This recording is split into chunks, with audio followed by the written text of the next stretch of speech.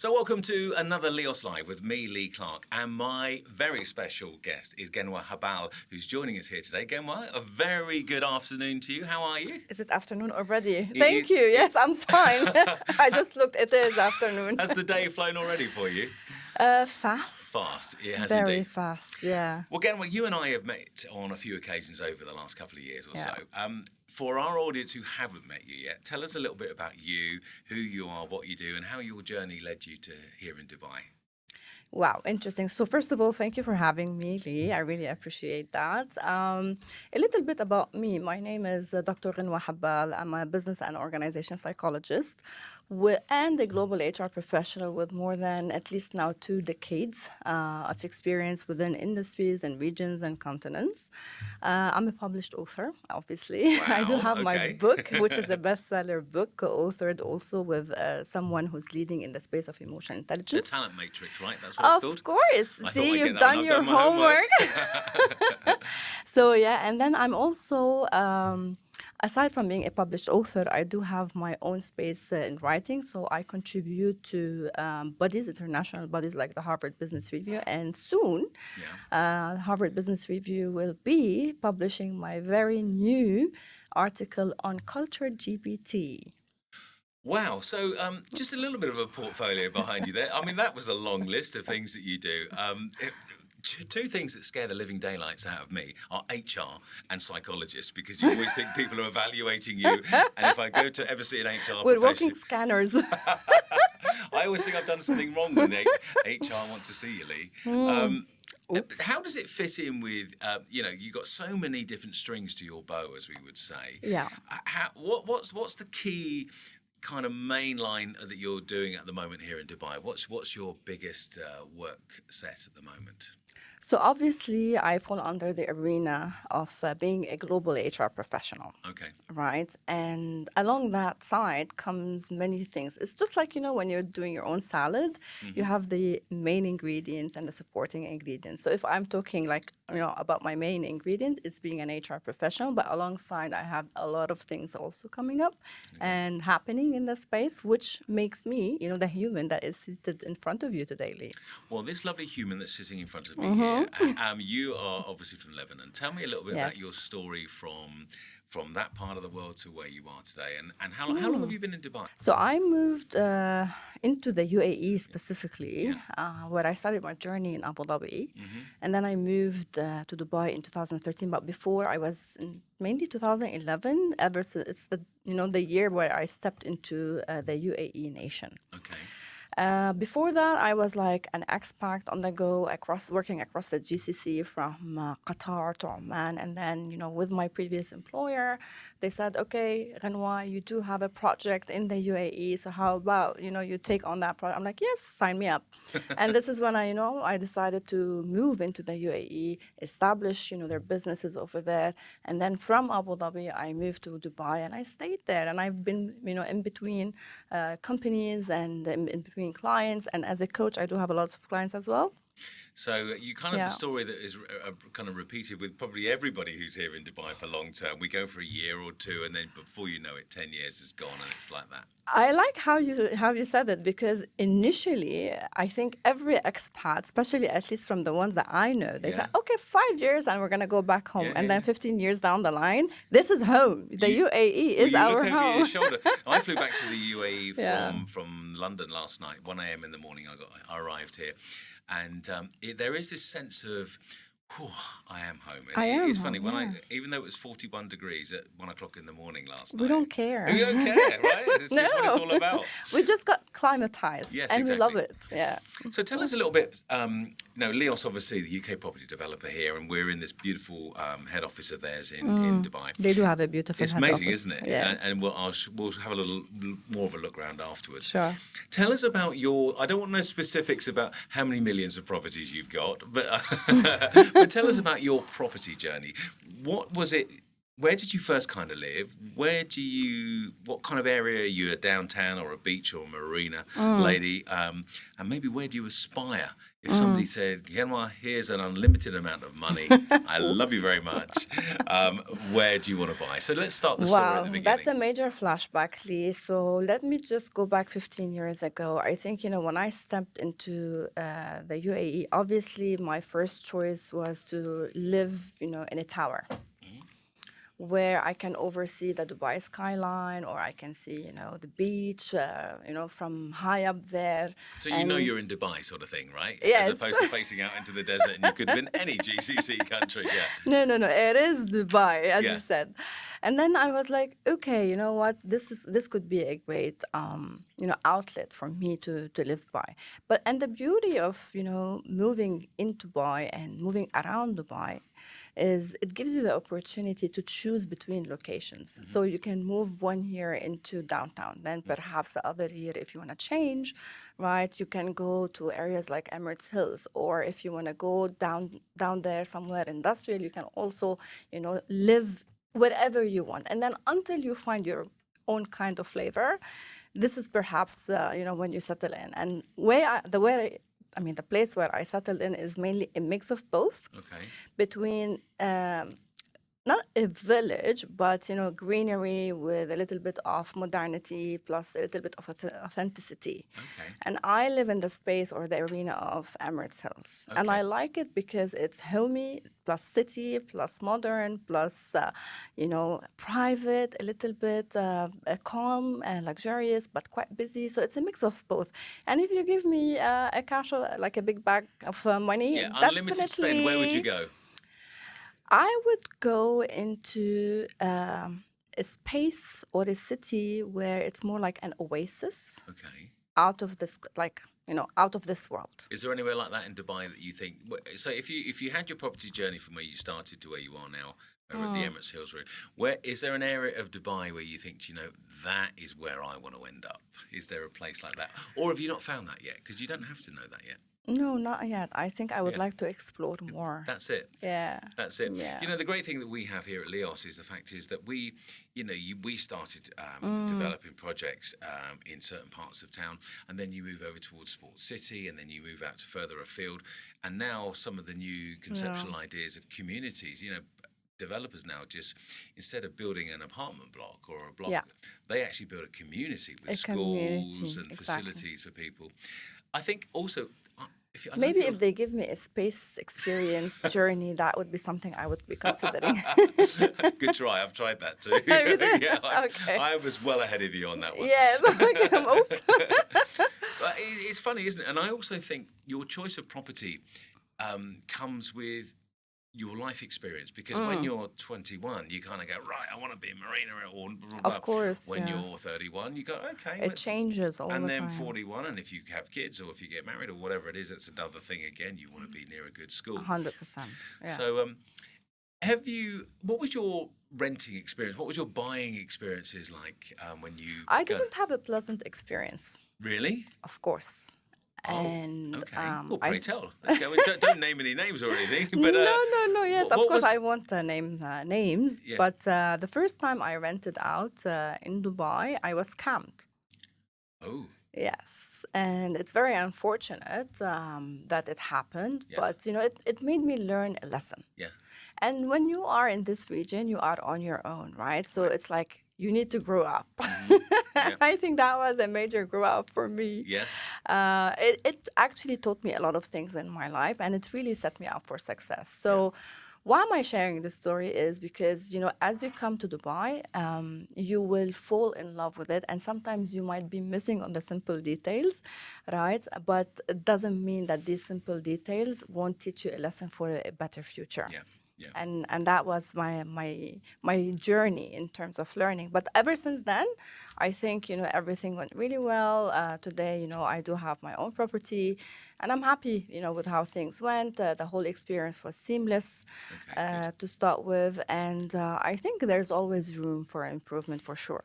I think there's a couple of things there. Firstly, I think you have to get knocked down to get up again to work out how strong you are, and that's a life lesson. Yes. And I think for one important lesson I learned, I nearly got scammed the very first time I came here. But it's also like when you come to somebody like LEOS, for instance, you can see the offices, you can see the building, you can see the hundreds of staff that are here. You can see the background on Instagram, over years. I mean, always just take your time before you make a decision. But if you want to kind of make sure that you know what you're buying, do some due diligence, look into the background, come to a reputable company like us or whoever you choose. Yeah. And that's going to give you half a chance to, I'm a sure. full chance to go forward. I'm sure, and like, listen, Lee, organization like LEOS, right, I think now they are aware of how to deal with customers, perhaps who are brand new to this society or to this experience. So I think there's a lot of things that you guys do in that space, and you're helping people out. Thank you for that. I'm going to ask you a question here now. It's one of these things that, I like to ask because I like to understand the story and I like to understand your journey. But obviously being a woman in not only in business, but certainly with property, have you found being a woman that it is a different challenge? I've opened up Don't let me get started. Don't get you started. No, but from a woman's perspective, what lessons have you learned? What should you not be afraid of? Or again, what are your thoughts on that sort of situation? See, I believe that previously, right, a couple of years ago, perhaps, if you're a woman, you're buying perhaps a property, you might not be taken seriously. Oh, okay. Right. And obviously, you don't know how to approach the situation if it's your first time buy. Perhaps you're being judged by how you look. The discussion will be taken forward in directions. You can't even estimate actually, or predict. Right. So you always have to come with a certain persona, with a certain attire, so you can perhaps reflect. Because I'm a You a feel like woman. you're dressing for a job interview, right? Of course. In some way. Yes. And you're the one with the unfortunately. money, hopefully, that's going to be buying it. It's just crazy.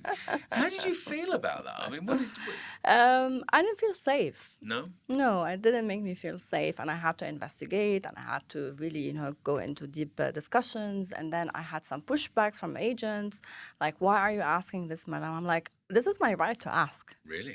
Perhaps maybe if I was a man, you wouldn't be doing this. Maybe I don't know, right? I'm not a man to predict that, right? But I didn't have an easy experience at the beginning. But then, slowly but surely, I think I have learned my way or navigated my way till I got what I want eventually. But it's all a learning curve. I was going to say, probably now people don't want to mess with you, sort of thing, for that little... Watch me. I knew that was coming. I think, if there are any, or there will be women watching this particular cast and just kind of, seeing you strong, confident, successful, that we have had all challenges in the past, and that buying a property, whether it's through LEOS, look for somebody that you trust, look for somebody with a great portfolio. But, at the end of the day, I always think that if somebody kind of goes to you, right, oh, you shouldn't be doing this, you should, or it's just not meant to be, right? You push back and move on to the next person, no matter how good their property is. True. So when you kind of think to your whole dream of those experiences, nowadays you said you've learnt your lessons and you kind of deal with things differently. What's your outlook from here going forward? What's your next big challenges in life? Where do we see Ghenwa moving forward with not only property but it kind of business challenges going forward? See, I think the future is quite promisingly, for me at least, especially that we live in a nation that makes your dream come true easily. And I think it's a blessing. It's not, I think, I'm aware and I'm sure. Yeah. It's a blessing to be living in the UAE under such amazing leadership. Because no matter where you are in the world, obviously, what will happen is if you are true to yourself, you are ambitious enough, and you are doing things where a community, a nation, and a civilization will thrive, you are obviously in the right place. And I'm in that place as well, because I'm on a mission to really help civilizations, right, to thrive through the frameworks that I bring to the world. Wow. Do you know what? I'll come on to that last section in a minute. But definitely. What you said about Dubai, and I think a lot of people over the years will have heard me talk reverently like you do. And people think also watching this podcast think, oh, we're going to say, oh, we love Dubai because we want to be here and be thought of. It's everybody that I've interviewed has phrased it exactly the same way, pretty much so. And then so if you are watching this today and you're thinking, right, I want to buy an apartment, I want to move my life, my family, I want to do something different, come to Dubai. Yeah. Do it, because you will notice the change. You can see the smile on Ghenwa's face. For sure. For sure. Lifestyles are great. It's an amazing place to live. So, with the help of LEOS and you can get hold of Ghenwa if you ever wanted any information about how she may have done it, if you're a lady, a woman watching today's show. Just going back to your last comment, changing the world. Yes. What I can, for sure. Yeah. How'd you do that? Going to go about doing that? I firmly believe that we as humans, we're brought to this world and we are messengers. Okay. And that is my theory, where I can, I'm here for a reason. I'm here for a lesson that I can at least transmit to the people that are watching this podcast, or the community that follows me, or the tribe that supports me, right? And being there is a responsibility on me to help them also, thrive. As a coach, I do executive leadership coaching, right? As an HR professional, I listen to the people in the business, and that's why they say, Ghenwa, culture is you, and you are culture, right? From my book, The Talent Matrix, it's a book based on edutainment, right? And I firmly believe also in this edutainment. Yes. I like that phrase. It's education and entertainment on the go, and that's where learning really happens, right? So back to your question, how am I planning to do that change? Obviously by being my authentic self, because the moment I step out of not being authentic, not speaking with my own voice, without my own words, without even, telling the people that, this is gonna help you, test it, right? And I'll help guide you through that. That's how I'm able to then to change that world. So hopefully people who will watch this and people who already know me, they can actually verify that. Or they can reach out. I mean, so people come to you again, and the challenges that you have. What's kind of what's the big thing that you can help people with? What's the kind of thing? If anybody wants to get hold of you, and your details will be underneath here on this podcast. Sure. What do people come to you to solve for them? So first of all, they come for me for coaching, obviously, right? Because I've learned coaching, I think, and I studied it back in 2015 when coaching was not even a big thing. And I did it because I want to evolve as a human. So, and if you don't coach yourself first, then you can't coach anyone else to start with. Number one. Number two, people can come to me actually if they want some consulting services when it comes to how they can evolve as professional people in the space of career evolution, leadership consulting, and so on. So anyways, I'm available on LinkedIn. They can always reach out and they can always talk to me. We can do that. Yes. So we've gone through how you came here. You came here in 10, 15 years ago now, and what do you love about life? The show's called LEOS Live, and we talk about living the LEOS lifestyle. What's your lifestyle like here in Dubai? Do I don't want to know exactly where you go, what you do, and who you go out. Sure? All right then. No, but kind of what? Because I have a feeling of contentment here in Dubai. Yeah. And you can, a lot of people think that Dubai is all about getting on a speedboat and going off with all your friends in swimsuits and going around the palm every night. Woohoo! But it's okay. It can be that, but it's if you want it to be. But it's so much more, isn't it? It's so much more. I mean, this is. If we're scratching, the iceberg, we're just scratching the tip of the iceberg from what you've just shared. But I think, when it comes to my own personal lifestyle, I enjoy a lot of personal time. And I love reading. So I always go to libraries and read. And we have an amazing library here in Dubai. And it's well known. It's Mohammed bin Rashid's library, right? I know, it's in Al Jadaf, and I live just over the road from it. It's a beautiful library. Exactly. And if you want to go to spaces where you can do some retreats, it's available. All right. So I constantly explore areas. Maybe a cup of coffee is just a simple retreat for me, for example. And we do have beautiful coffee shops in the region. Quite a few of them, actually. Everywhere. And good coffee to start with. Coffee, All right. If you want to build a network, it's easy. I have plenty of good network, and I always connect with them. And there's a lot of learning exchanged. What I do also more, or what I do from a lifestyle perspective, I do a lot of Pilates, Okay. and I love Pilates. So you can find me somehow in what do you call them? The different poses, like downward dog. I would like somebody taught me a downward dog. I think that's more yoga or Pilates. I get them all mixed up. There's a sweet spot between them, but you will find me in Pilates studios for sure. I love, for example, flower arrangements, but dried flower Oh arrangements. wow, okay. Yeah. So for me, I don't live loud. I think back in my 20s, I did. We've all been there. We've all been there. But now, as I go into the space of my golden age, which is in the 40s, I enjoy that me time a lot. And Dubai actually helps me with that. Thank That's you. what it's wonderful because everybody's perception of serenity and perfection in life is different. Yours is reading. Coffee is one of my big things. I actually take myself away from it. And if you ever contemplate changing your life, changing your scenery, or if you're here in Dubai watching it, or the UAE, or any of the Gulf region, Dubai, getting a property through LEOS, or looking at a lifestyle change. I find myself, and I know we all get stress in our lives, but I certainly have a lot less stress than I did when I was in the UK. I mean, 100%. I know the weather helps. Yeah, But mind you, definitely. outside today is 47 degrees. That doesn't help. But thank goodness we've got AC. Exactly. Yeah. Exactly. Yeah. But okay, just to kind of wrap up then today, Ghenwa, it's been a lovely chat with you. Same. Where do you see yourself in the future? I know we kind of touched on it earlier on today, but from a professional point of view, but then I know that you said you wanted to go out and to experience from your ideal home position, but where do you see from a professional and a living point of view, if we can pin you down on that, where do you see yourself going? Politics. Politics, okay. Maybe very soon. Okay, I could see. Oh, really? Very interesting. Okay, we've already strutted over to that genre.